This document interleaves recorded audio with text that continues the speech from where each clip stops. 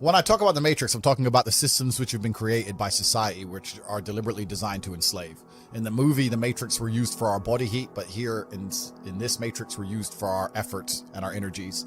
And you're existing inside of a system which is deliberately rigged to make the rich richer and for the poor to stay poor. Yeah. And you can sit there and get upset about it. You can sit there and cry about it and say the system needs to change, which is what some people do, socialists, XYZ. But I know that's a waste of time, right? That's futile. The best thing to do is to understand the rules of the game and find a way to win. So yes, the game is rigged. Yes, the rich are always going to get richer. Yes, the poor are always going to struggle. And that's the way the game is set up. So you still need to find the best move on the chessboard. There's no point sitting there saying, I want to play a different game, because that's never going to happen. Because the people with the money are the people who have the control and they have the power. And why would they have the game set up any other way? Why would they change it? Right? It's also the basic of economics. I think a lot of people don't understand the true basics of economics. And the basics of economics state that even giving money to the poor, that ends up back in the hands of the rich. There's no way to stop the rich getting richer. I've already explained this before, but I remember during COVID when they did the stimulus checks and they passed out all this free money to everyone, 1,000. In England, they gave a lot more money, but in America, everyone got like $1,400 each and everyone was happy about it, saying, oh, he's giving money to the poor. Yeah, but what do those poor people spend that money on? Amazon stock tripled because they all went to Amazon. So Jeff Bezos got richer, right? But the fact is that there's less companies than there are people. All those $1,400 checks amongst all those people at the bottom ended up in the hands of a few companies. And the rich got richer, and you can't stop it. Doesn't matter if those people invested their money, doesn't matter if they bought stocks, doesn't matter if they bought a crypto, doesn't matter if they bought a house, whatever. The people who have the assets and have the companies and have the control are always going to end up getting control of the currency, and they're always going to be richer. So that's kind of how it works. And it's getting worse and worse. And that's another thing about opportunities, right? Because you have to be positioned to take advantage of opportunities. Yeah. It's like in chess, they say good moves come from good positions. It's true. You can't find a good move from a terrible position, right? If you're sitting at home with no money, it's hard to invest in Bitcoin at $1. It doesn't matter what it goes to, right? You got to be in a good position to take advantage of things. So you've always got to be in a position where you have a good network, you have good information, you have some kind of liquid money, you have the ability to survive without that money, you can take a risk. Like, it's hard to set yourself up. I'm in a position now where I'm in the NBA. I'm an NBA player. I can never go broke again. So it doesn't matter, right? Once you're in the NBA, I can throw $1 million at something. It doesn't matter if it works or not. So for me, it doesn't make a difference. And that's why it's so much easier. They always say the first million is the hardest, and they're completely right. Once you get to a certain point, you can gamble to a degree, right? I always knew that the Matrix existed, and I always knew that the traditional systems and From what age did you know? Say again? From what age did you know? I always knew. Okay. I just knew. Even when I was going to school and they're sitting there going, you're not going to get a good job if you don't get good grades. I was the one sitting there going, you're a liar. Shut up. I just knew the teacher was lying. I knew school was bullshit. I knew college was bullshit. I knew university was a lie. I always knew it was a trick and a con. I didn't truly understand things to the level I understand them now. But I had an intrinsic understanding, and I think everybody does. If you're in a gas station and it's 3 a.m. and a Lambo pulls up and a guy gets out of it, you're thinking criminal, drug dealer, gangster. Yeah. You're not thinking, he has a uni degree. Because you're not going to think that. So when you see money, people don't even associate the money they see with university. But then they go, I want to make money, so I'm going to university. It doesn't make sense. It doesn't make sense at all. So I think everybody knows that the system and the path they lay out for you is not a path that's going to lead to where you want to be. And I didn't know what the other path was, but that intrinsic distrust for the system and that distrust for the things they wanted me to do made me search for other avenues. And then I found them, right? And if you speak to the people who are richest, if you speak to the people you know, this is for everyone at home as well, if you speak to the people you know who have the most money and go up to them and say, hey, what made you rich? None of them say school. Do any of them say school made me rich? I got an A in GCSE. Like, who gives a shit? It's bullshit, right? So it's all indoctrination. So I knew it was indoctrination, and for that reason, I was always searching. And if you're searching, you're going to find. Yeah. So the problem is, as well, it's difficult because the way that humans work and the way that we've evolved as a species is that we don't really learn lessons unless they're learned the hard way. Yeah. I believe that unless a lesson is taught the hard way, you're not going to learn it. You can have so many near misses and people won't learn their lesson.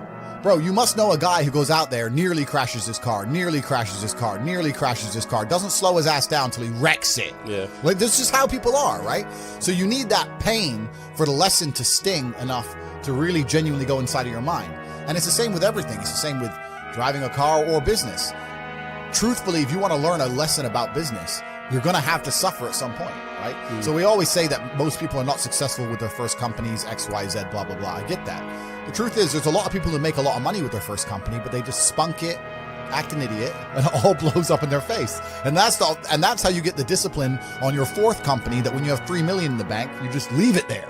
You know, and don't be done with it. So you need to go through some pain. You need to experience some negative things. You need to have to a degree some trauma to really even learn any lessons. So yeah, business studies, you're right. The book, that's not going to teach you anything about business. You need to get out there in the streets. You need to make mistakes. You need to suffer. You need to have the tax man knocking at your door. You got to deal with all that stuff so that you make sure it doesn't happen again. I really think that humans are stupid enough to only learn the hard way. That's kind of how it works. The saying, if you know what you have, you ain't got much.